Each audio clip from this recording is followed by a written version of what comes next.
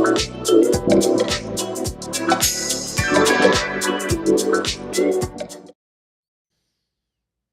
and welcome. Today we're reading from the Bhagavad Gita, chapter 12.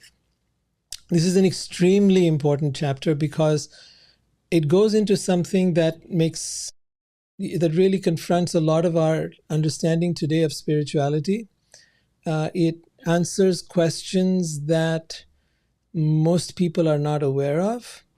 You see, spirituality in the Western world has become associated with a particular brand. And that brand will go into what that is, we'll go into what that teaching is and how it sort of came about, and what the missing pieces are in our spiritual understanding and our spiritual journey, and how this program here is attempting to fill in some of those gaps and try to give us a more balanced or a level playing field, perhaps even tap into some of the greatest teachings in the world that most people are unaware of.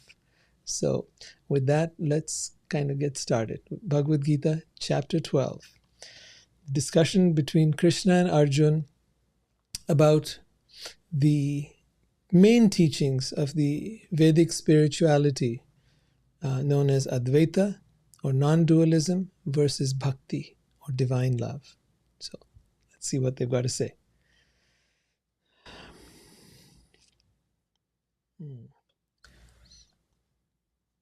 Let's start here.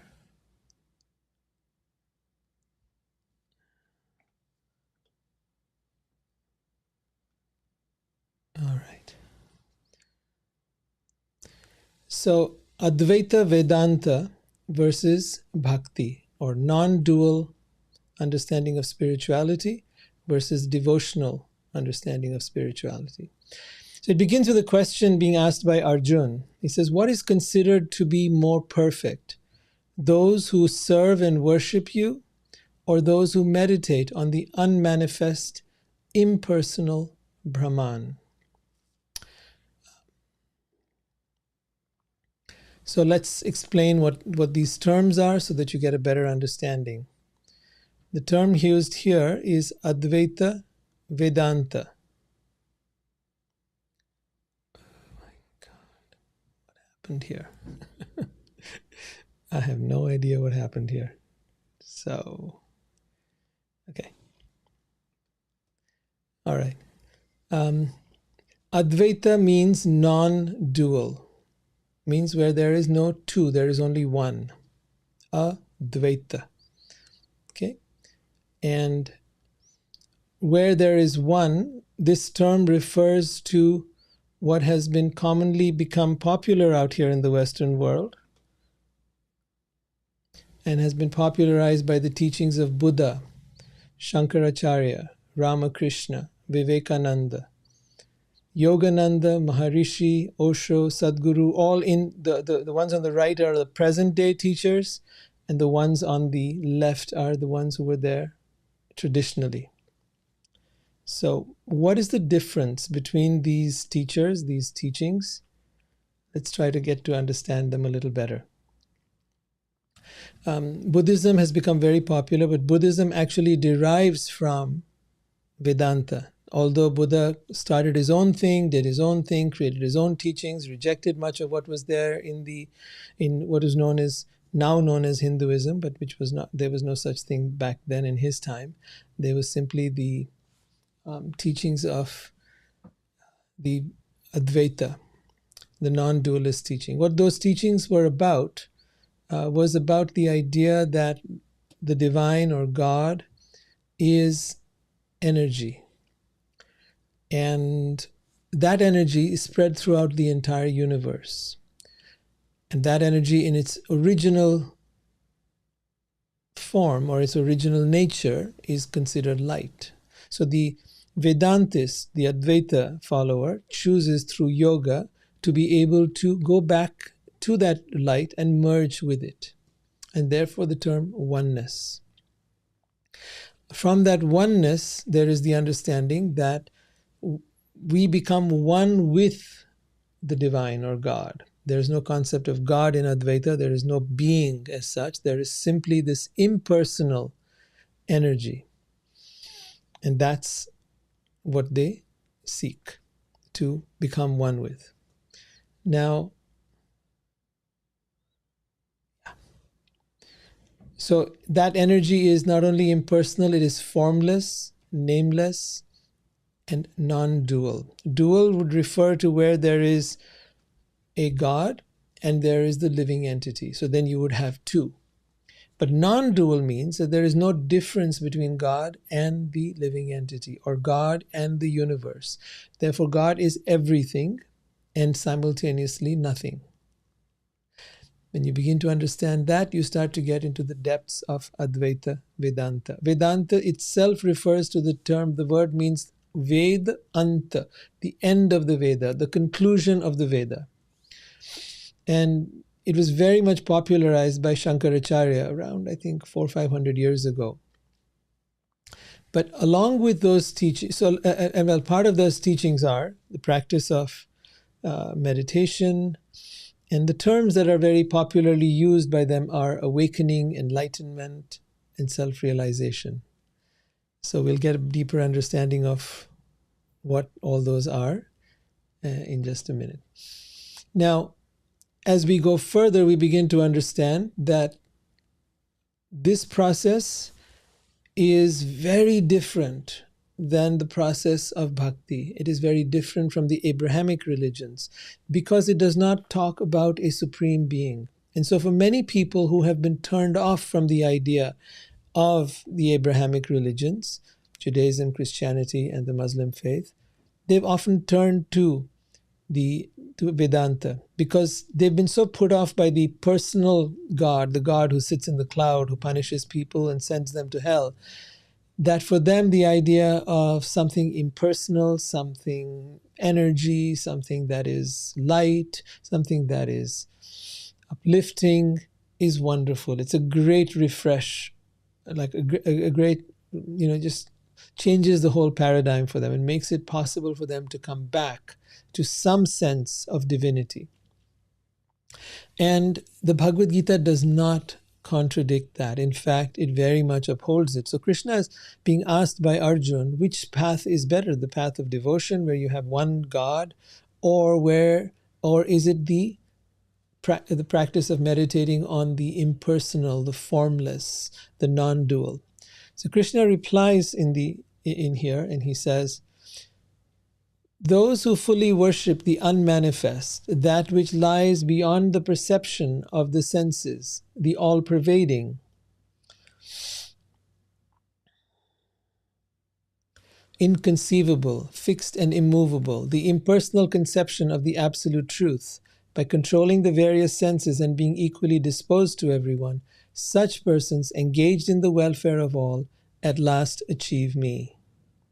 So he's being very clear that you attain God through this process which involves meditation, which involves awakening, enlightenment, all of these different terms that are used, brings you to God. And you'd say, okay, how is this? They have no concept of God here. They have no concept of a being. They have no concept of any kind of faith. They have no concept of any kind of religion. There is only the meditation upon the absolute, upon this energy, and becoming one with it. So, does that bring you to God? Let's look further and find out what he's saying here. For those whose minds are attached to the unmanifest, impersonal feature of the Supreme, advancement is very troublesome. To make progress in that discipline is always difficult for those who are embodied. So all of us, we are embodied, right? We have a body. And for us to be able to attain the divine through this process is not easy. Yogis in the past would meditate for literally hundreds of years. And you say, how can somebody meditate for hundreds of years? We don't even live that long. Well, by controlling the breath, they would slow down the metabolism within the system and thereby live longer, have more healthy lives, and be able to tolerate all kinds of situations, including being able to sit in the snow and unimaginable conditions. and be unaffected by that. Till today, there have been yogis found like that in the Himalayan mountains. But what he's saying is the process is difficult. And even today, when we see people pursuing the modern day versions of spirituality, they recognize we have to do the work. And this work that they've got to do that is really becoming self-aware, being able to watch yourself, becoming the witness of yourself, being able to overcome your ego, being able to work with so many different processes whereby you can come to that place of awakening. It isn't easy, I know. And out of all the people who walk on that path, very, very few actually get there. And then again, while it is attractive, you're really on your own. This is a personal path. It's a personal journey. It is a personal process that you have to go through. And many get waylaid along the way because there's so many different forms and teachings out here. But this is the process that is most popular in the West. And now as a result is also becoming very popular in the East. The other side that we have, the alternative, is Bhakti Yoga. And Bhakti Yoga has a lot to do with divine love. It was some of the main teachers of Bhakti Yoga have been Caitanya, Meera, Ramanujacharya, Prabhupada, and they talked about devotion, love of God. They also talked about self-realization and a process that was extremely ecstatic and joyful. Now, this process, Krishna tells you something very interesting about it. He says, Bhagavan Sri Krishna says, he whose mind is fixed on my personal form, Mai aveshita mano ye mam nitya yukta upasati. So one who is engaged in constantly worshipping me, who's meditating on my form, with great and transcendental faith, is considered by me to be most perfect. Shraddhaya. Shraddha means faith. So one who with great faith adapts this process, right, is considered to be most perfect. For one who worships me, devoting all his activities to me, engaged in serving and worshipping me, with mind fixed in meditating on me, I am the swift deliverer from the ocean of samsara, or repeated birth and death. So this is a really important part where he says that one who is devotes all his activities to me, which is karma yoga, we talked of it earlier, engaged in serving and worshipping me, with mind fixed on me, I am the swift deliverer from the ocean of samsara, the ocean of birth and death.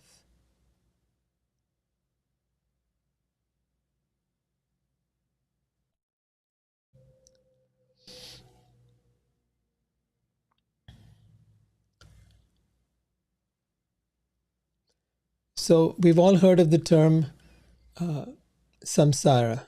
I think those who've come into any kind of yoga practice know of this. And they know that this process is about the cycle, the wheel of birth and death, and the process of reincarnation. And getting out of that is actually the goal of all yogic processes. So to do that, Krishna says something very interesting here, that one who worships me, devoting all his activities to me, with mind fixed in meditating on me, I am the swift deliverer from the ocean of samsara, which means that this is a process of grace. This is a process of compassion where the divine intervenes in helping us get out of this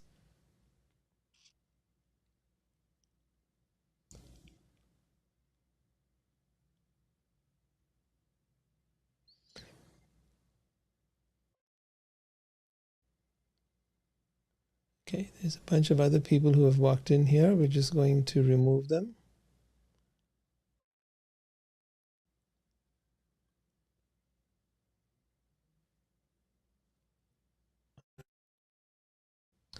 Good.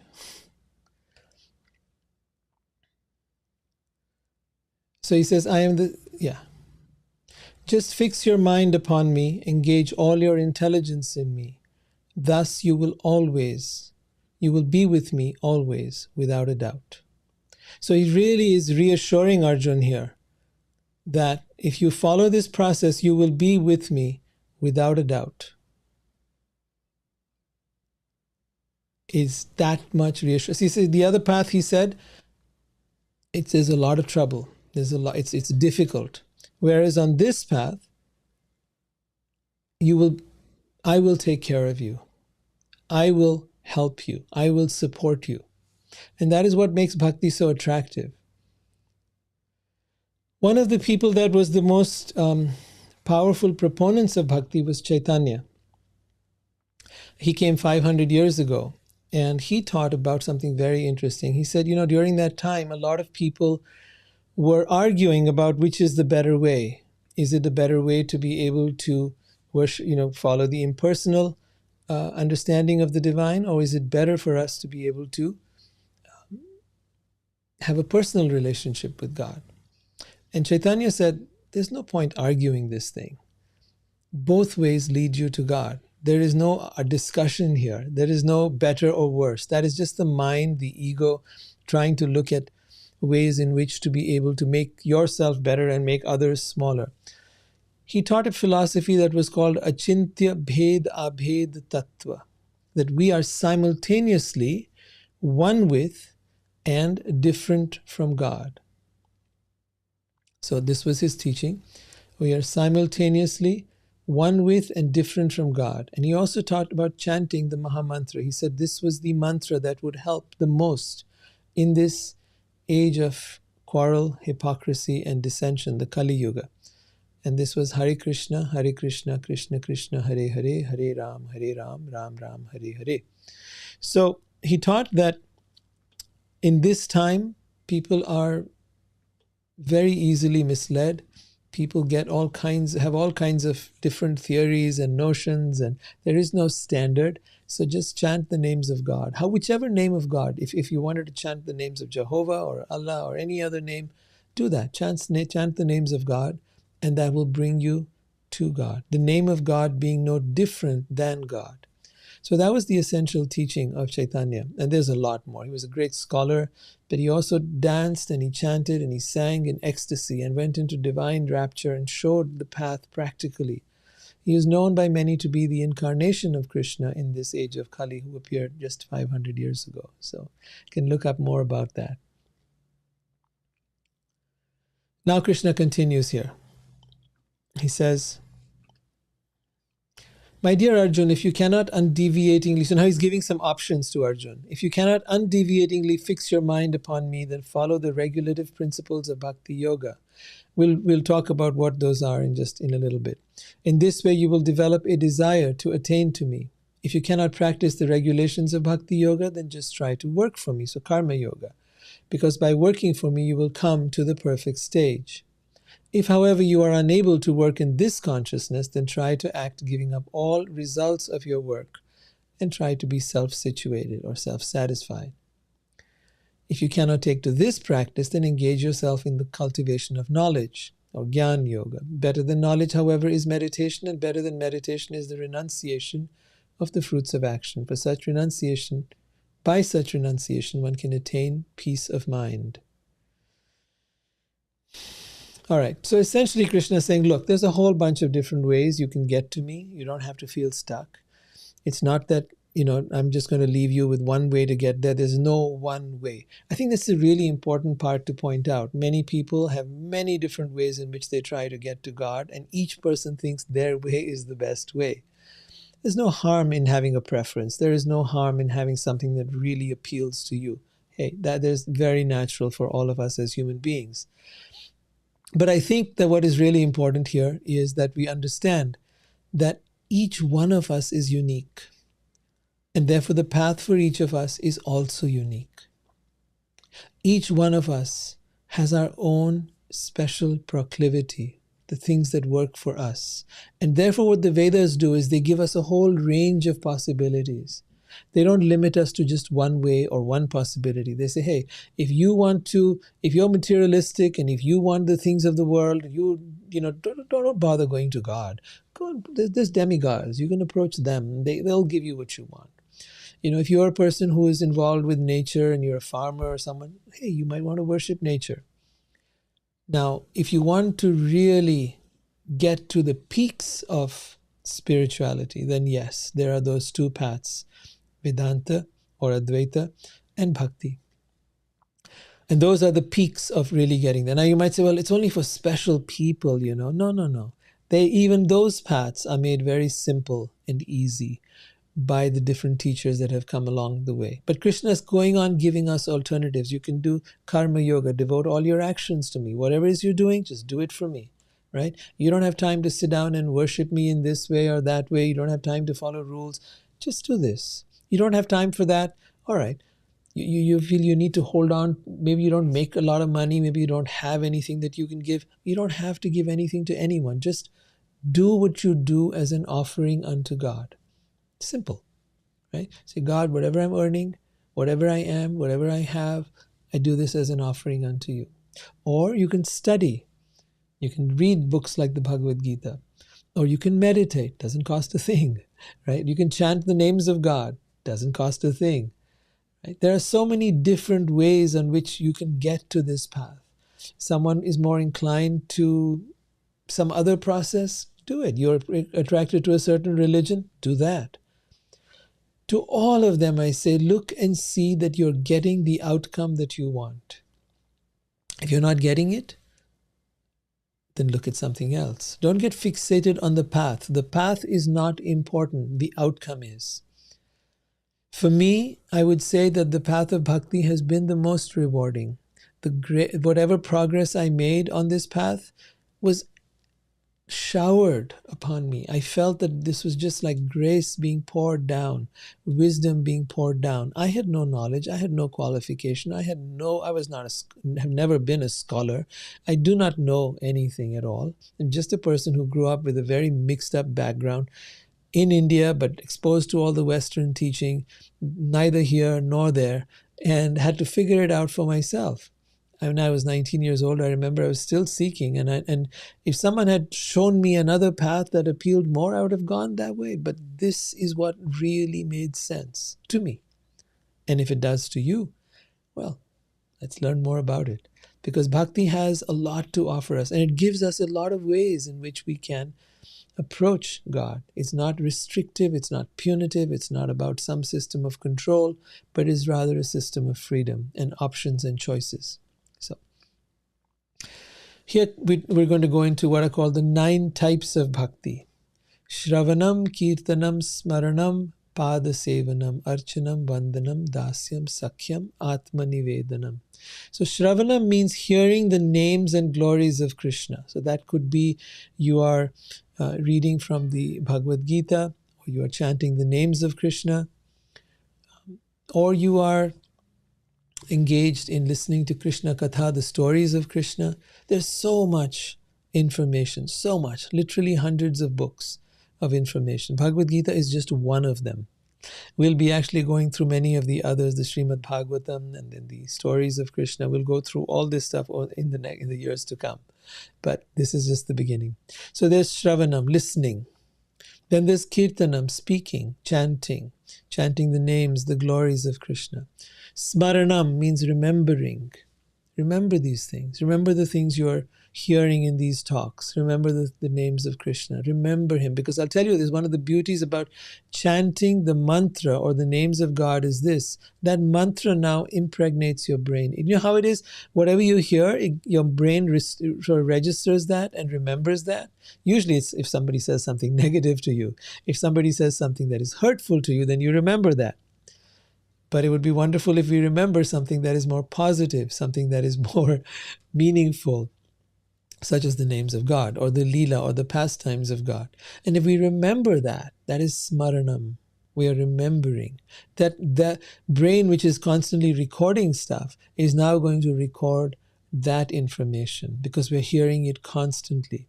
Right? So you can listen to these talks. There are talks by other people as well. There are books. There is the mantra. There are so many ways to listen, to chant, and to remember. Shravanam, Kirtanam, Smaranam. After these three comes pada sevanam, to actually begin serving Krishna's feet. Serving can be done in many ways. You could take the food you eat, vegetarian food, and offer it to a picture of Krishna. That becomes serving. You could take the work you do and do it as an offering unto God. That is serving. Archanam is worship. You could take a stick of incense and offer it to a picture of God, of Krishna. Vandanam, offering respects, vandana, respects to Krishna. Dasyam, becoming the servant of Krishna. Sakhyam, becoming a friend. And ultimately, Atma Nivedanam, completely surrendering your life to God. This might feel like a lot, but it's actually very much a way, a very simple path. Atma Nivedanam is actually the path of surrender. This is sometimes referred to as Sharnagati, the path of surrender. What is surrender? Surrender, some people mistake to be giving up something. No, it's not. Surrender is actually becoming aligned with God. Becoming one, if you want to use that term, or becoming aligned with God. So that alignment, that oneness that occurs, is the most incredible kind of surrender. Most people have talked about it in this way: thy will instead of my will. It is being able to surrender your will to the divine. It is that will ultimately that is the pivotal point, the place of choice. And it is from our will that we make choices about who we are and what we're doing and what life is all about. And that will has to be free to choose. That is why we've all been given free will. And with that free will, we must choose whether we wish to be separate from God or we wish to be one with God. One doesn't necessarily only mean merging with God. It can also mean giving your heart to God, giving your soul to God, becoming one with God, one in intention. When Christ says, I and the Father are one, he is not saying that he is God. He is saying that we are one, as in aligned with each other. What he wants, what God wants, I want. What I want is what God wants. And surrender looks exactly like that. Surrender is not a one-way path of being able to bow to some evil monster person who's going to kind of, force you to do things you don't want to do. But surrender is about what you want is what I want, and what I want is what you want. This has been described in the Leela of Krishna and Radha. Joy, joy, pyaro bhave, soy bhave moy. What my beloved wants is what I want. Joy, joy, moy bhave, soy bhave pyaro. And what I want is what my beloved wants. Now, if you take this equation or this statement, what I want is what my beloved wants, and what my beloved wants is what I want, then there is no separation between the two, because it's a loop. And in that loop, there is no higher and lower. And so it is on the path of bhakti. Bhakti begins at the very basic stages with someone going, let's say, to a temple and bowing down and worshipping. It's very formal. Krishna is dressed in the temple with a crown and, great, he's like dressed as a king. But that is just the beginner's level. As you go further, so you go from the Kanishta Adhikari, the beginner, then you come to the Madhyam, the middle level. And in the middle level, you begin to see that God is not just in the temple, but God is everywhere, in everyone. And you treat everyone as you would God. And with that understanding, you then are respectful to every human being, and in fact to every creature. You would not harm any creature at all. Nothing. No one. You would treat them as you would God. And then finally comes the Uttamadhikari, the person who is at the highest level, where they feel that everyone else is so much closer to God than I am. There is this place of deep humility, which for the egoic mind is horrible. The egoic mind, to think that I am worthless, I'm not good enough, is horrible. The ego is devastated, can even go to the point of being suicidal because life is not worth living. I'm worthless, I'm not good enough, something is wrong with me. But the highly evolved spiritual being also says the same thing. I am not good enough. Something is wrong with me. I am not worthy of you, my Lord. I am not worthy, my God. I am nothing. I am an insignificant particle, incapable of loving you, incapable of worshipping you. And with this plea in the heart, the devotee calls out to Krishna. And with that calling out, Krishna hears that person and reaches out. Because that calling out from the place of complete humility, that feeling of complete nothingness, that reaches God in a way that nothing else does. Our tears are of love reach Him in a way. And those tears of love come spontaneously when we realize this deepest, most profound truth of all, that we are in fact nothing. That is where all spiritual teachings bring us to, that place where we completely let go of the ego, because it is the ego that wants to be something. It is the ego that wants to be recognized, to be heard, to be seen, to be of value. But when the ego is annihilated, all that is gone. All the identification that we've tried to create is gone. So now let's go on to the 9 stages of bhakti, just so you begin to understand even a little bit deeper. The 9 stages of bhakti are like this. Shraddha. In the beginning there is faith. Ado Shraddha Tatha Sadhu Sangha. So in the beginning there is faith. We have a little faith in what maybe I'm saying, or maybe what you're reading in the Bhagavad Gita. And then you want to associate with people who are like-minded, with devotees. And then you begin bhajan kriya. That is the performance of devotional. So that could be that you are chanting, that you could be that you are reading, it could be that you are serving, like all those things we were talking of earlier. Then as you do that, you come to the place of anartha nivriti, where the blocks of the ego and of the heart start to diminish, the decreasing of unwanted attachments. And as those diminish, the nivriti, the unwanted things in the mind and the ego and the heart diminish, then comes nishtha, a steadiness in your meditation and your devotion. In fact, you develop ruchi, you develop a taste for hearing and chanting and serving. And then from there comes asakti. There becomes an attachment to Krishna, such a deep and profound attachment that nothing is more valuable than your love of Krishna. And from there comes bhava, ecstatic love of God. And then prem. Prem is not ordinary love like you have in romantic love, but it is pure, unmotivated, uninterrupted love of God. These are the different stages of divine love. These are the different stages of bhakti. And keep in mind, there's a whole science. You can read a book called The Nectar of Devotion, which was translated by Prabhupada and written by Rupa Goswami, in which many of these things are talked about, the science of bhakti. It's a very magical process and filled with great ecstasies and great sweetness. So I think you will enjoy as you go further. Now Krishna begins to describe the symptoms of a liberated being. One who is not envious, who is a kind friend to all living entities, who does not think himself a proprietor, who is free from false ego and equal both in happiness and distress, who is always satisfied and engaged in devotional service with determination, whose mind and intelligence are in alignment with me. Such a person is very dear to me. He for whom no one is put into difficulty, who is not disturbed by anxiety, who is steady in happiness and distress, is very dear to me. One who is free from expectation, who is pure and expert, who is liberated from material desires, who is unattached to the results of actions, such a devotee is very dear to me. One who neither holds on to pleasure nor grief, who neither laments nor desires, and who renounces both auspicious and inauspicious things, is very dear to me.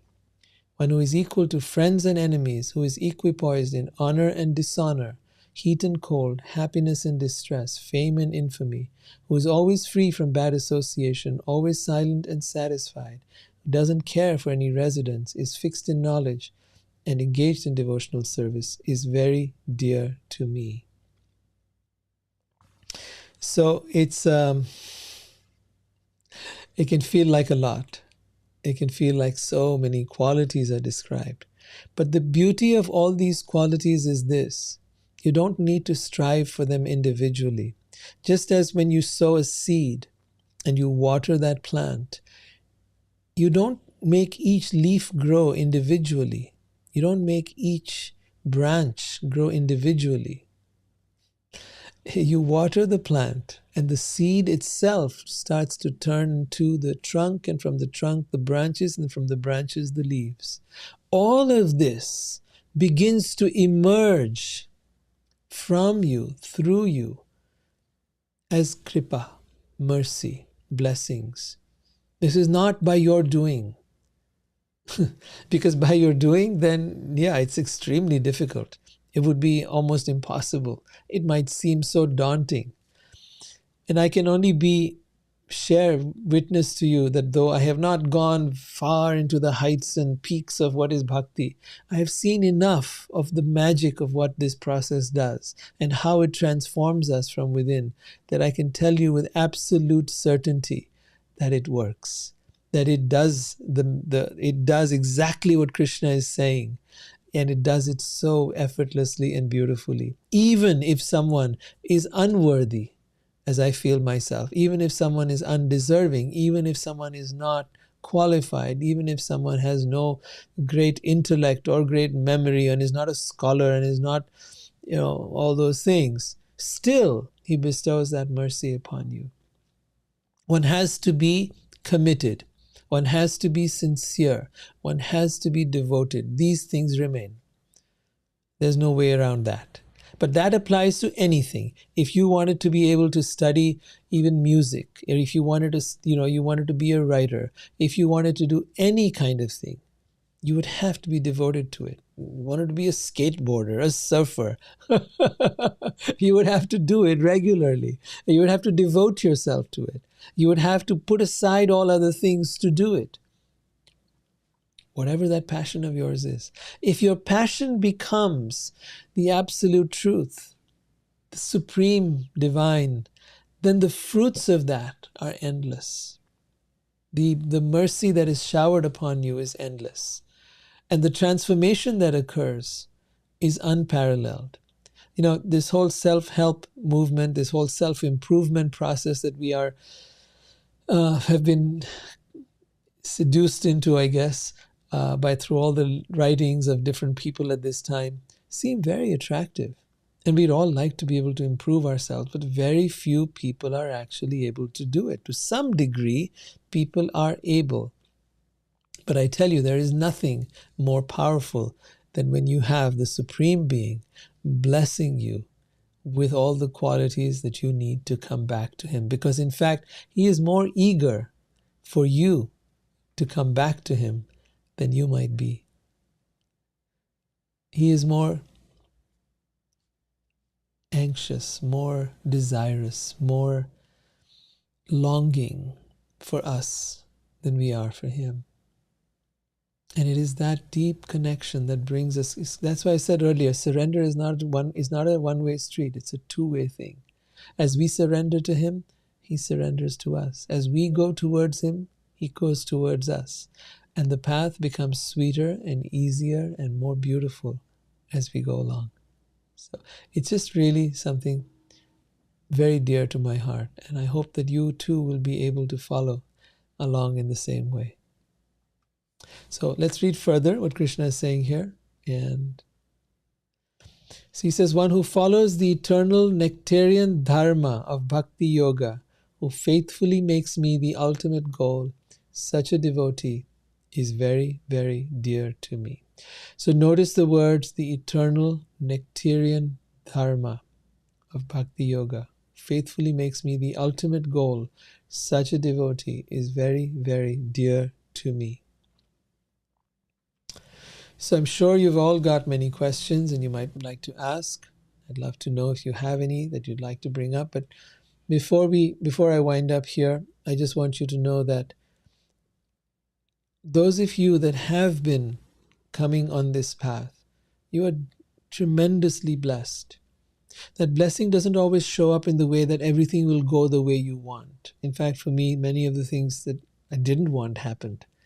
But what is important is that as we surrender, the ego starts to diminish and we're able to see things more clearly. We're able to understand what He's trying to tell us more clearly.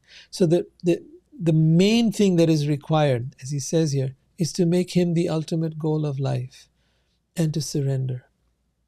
Once you surrender to Him, surrendering your heart, your mind, your thoughts, your desires, your actions, then the path begins to open up easily, just opening up for you more and more and more. And life goes from suffering and struggle to sweetness and joy. That is the beauty of the path. All right, I'm going to open things up for more discussion, so let's just see what we've got. Take me a moment to switch over.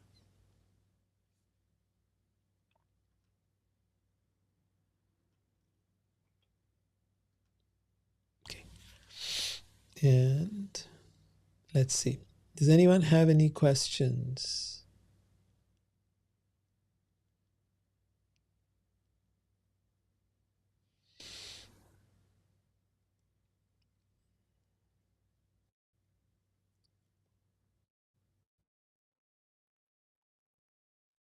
I love it. Thank you. Mm-hmm.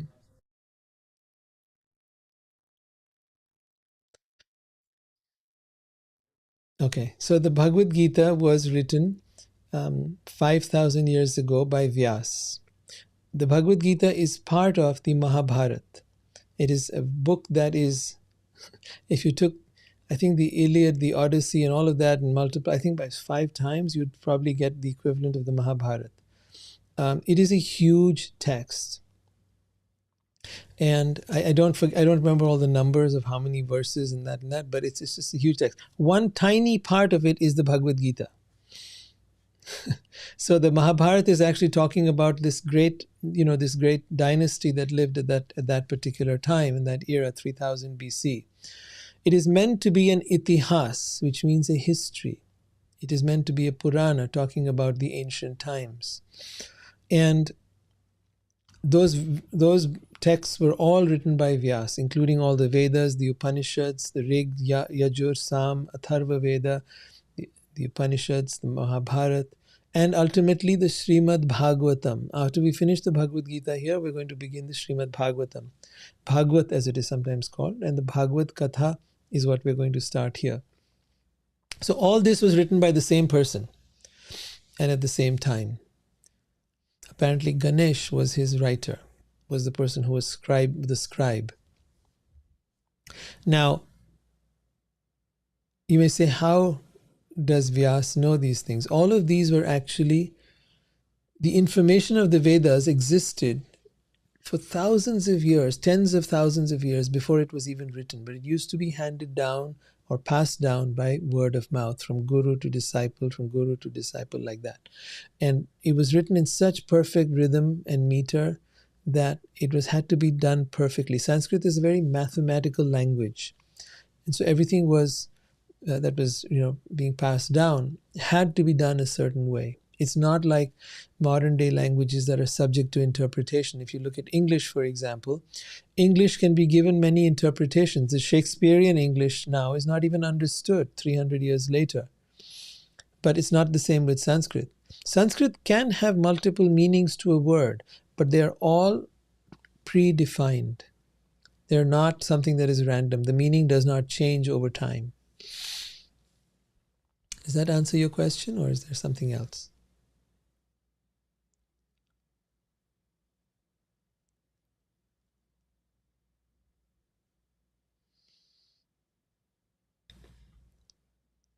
Mariah, Gabriel, anybody else got any questions?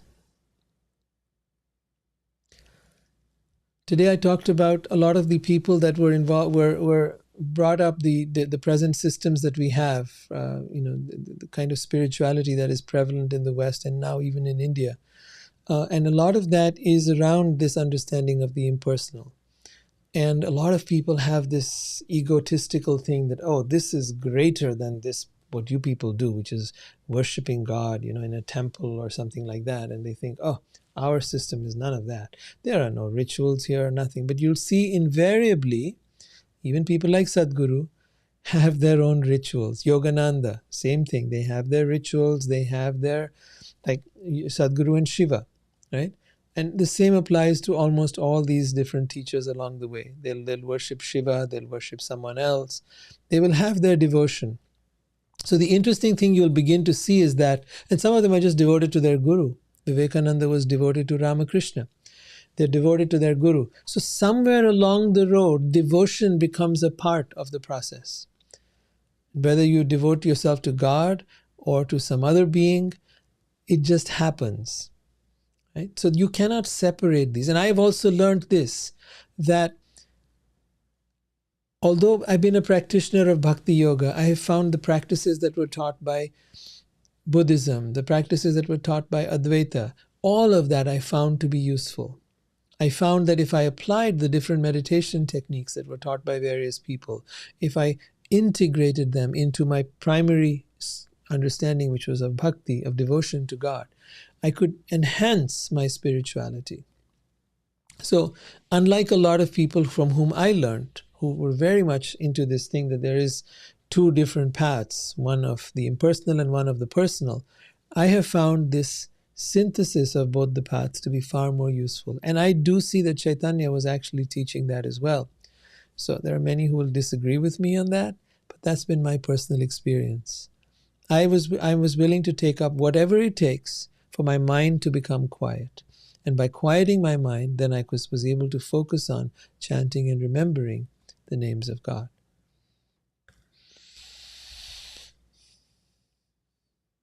Anyone else?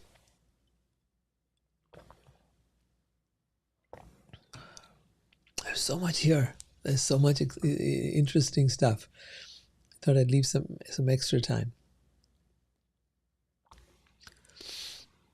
Any questions, Mariah? No? We're all doing good?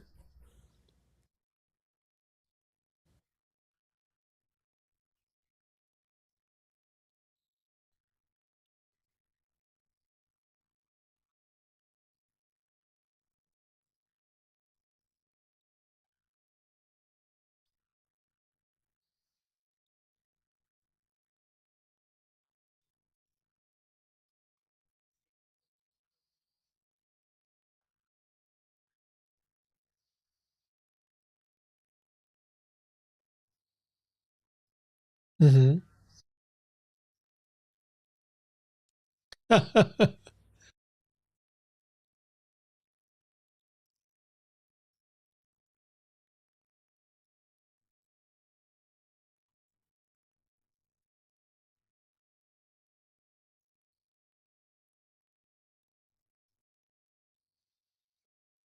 Mariah, that is the delusion I suffered from as well. I thought, and I really did, I am not kidding at all. I really thought some people have it easier. Some people are more blessed, some people are more fortunate, some people are more, and I'd look up to these people and I'd put them on a pedestal. And then I realized, this is such nonsense. My mind has made up this story that there are some people who are more deserving, more worthy, more qualified, more, whatever you want to make up. But it's all stories the mind is making up just to keep you held back. There is nothing that, I told you, this is a path of grace. This is a path of where the divine blesses you, showers you with all the mercy that you need. But you've got to be able to reach out with the heart. If your plea is not from the heart, if it is motivated by something, then you'll get the thing you're motivated by, especially material things. But if it is unmotivated, if it is focused, if it is devoted, right? Just think of something that you're devoted to. Think of something that you are, that you want with a passion, and what you would do for that. When you want God like that, then you will discover that He helps you, and that it becomes easy, and that it is not difficult. It is the ego that has a difficulty going there. It is the ego that finds it hard, and that the ego that spins the web around us, telling us, oh, this is something for special people. They can get there. Maybe because they are born in this country, or maybe because they've read these things, or maybe they knew it from childhood. I used to have all this stuff going on. Yeah. It is all stories of the mind. So lift yourself out of that And trust in the fact that when Krishna is saying such a person is very dear to me, he means you. He means you. You are very dear to him. And why is that? Why do I say that? Not for no reason at all. Because every one of us is dear to him. Every one of us. But one who starts to walk on this path and who now begins to exhibit these qualities of being a friend to everyone, of being so many different things that he talked about, of who is equipoised in honor and dishonor, heat and cold, happiness and distress, fame and infamy. So those kind of qualities which seem so difficult for us to do, remember this, and I'll tell you exactly how it works. For your mind and ego, this is extremely difficult, but for your soul, it is easy. Now, who will help you unblock the mind so that you can then access the soul? That is what I referred to earlier when I said there were the 9 processes of bhakti. And those 9 processes, one of them was anartha nivriti, the removal of the blocks. Those blocks are removed by him. They are like boulders for us. Think of a river, and they are boulders blocking the flow of divine energy that wants to reach us, that wants to come to us. Who will lift these big boulders? With our own efforts, when we try, we find ourselves helpless. By our own efforts, when we try, we find that we are incapable. And so when you are able to call out, Krishna, I am so incapable, I am so unworthy, I just can't do this, please help me, you'll see him respond. I've seen it so many times when things were blocked in my life, things weren't working out. I started off with material things that were blocked, and gradually he began to show me, it's not just about the things in your life. Start to look deeper. There is a connection we have. And then what he showed me was even more profound. All the knowledge I needed, the wisdom I needed, didn't come out of books. It came by him directly. He guides us from within the heart. Krishna says, I am seated in everyone's heart. From me alone comes knowledge, remembrance, and forgetfulness. You want to forget me? I'll let you forget me. You want to remember me? I'll show you the way. So the main point and the main difference between bhakti and all other paths, this devotional path, is that you have help. You're not alone. And that is the part to remember.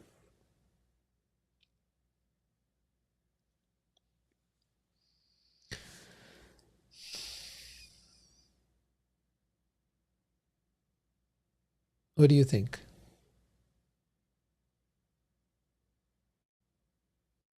If you knew that to be a fact, if you could trust that 100%, what would your response be?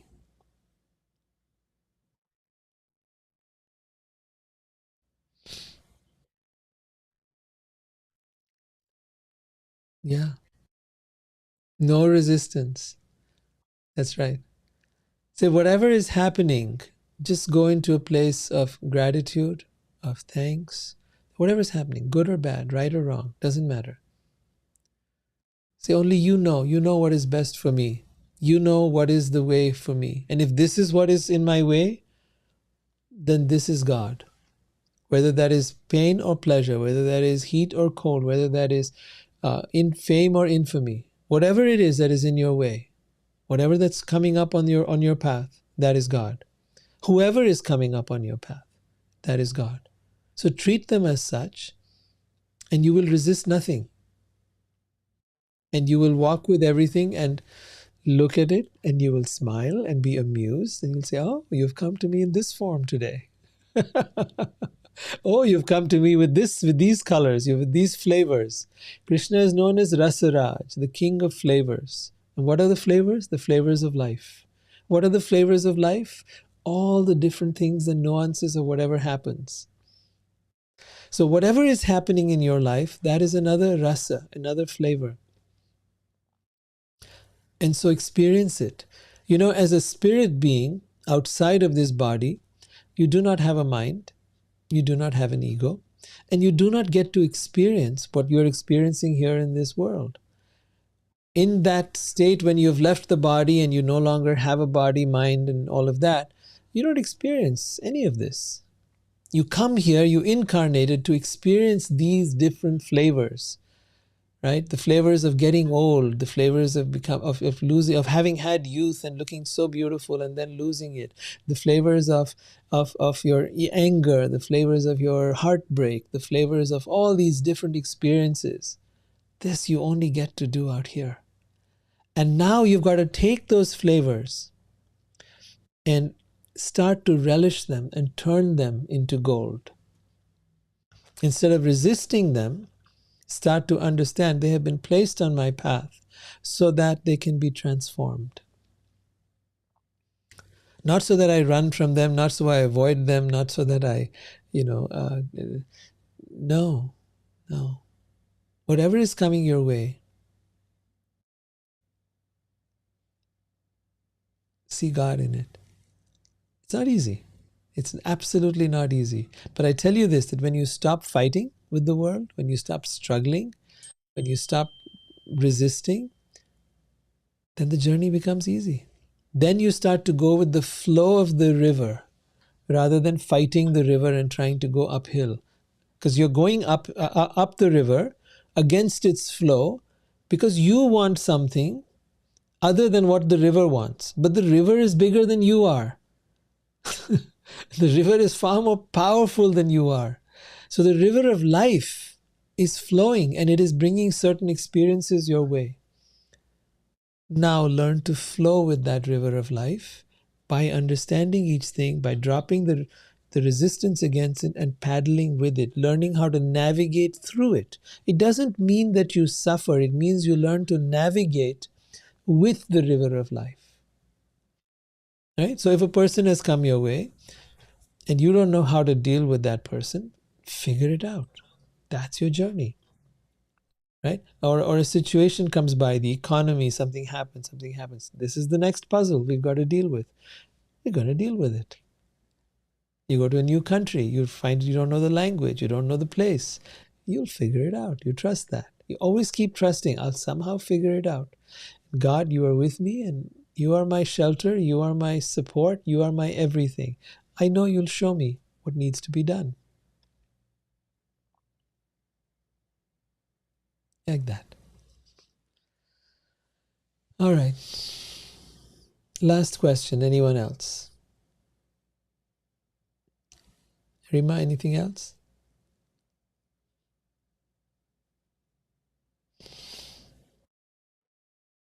All right. Gabriel, anybody else? All right. I will see you guys next week. Have a wonderful week. Jai Shri Krishna. Jai Shri Radhe. You're welcome. Yes. Lots of work to do here. Take care. Hare Krishna.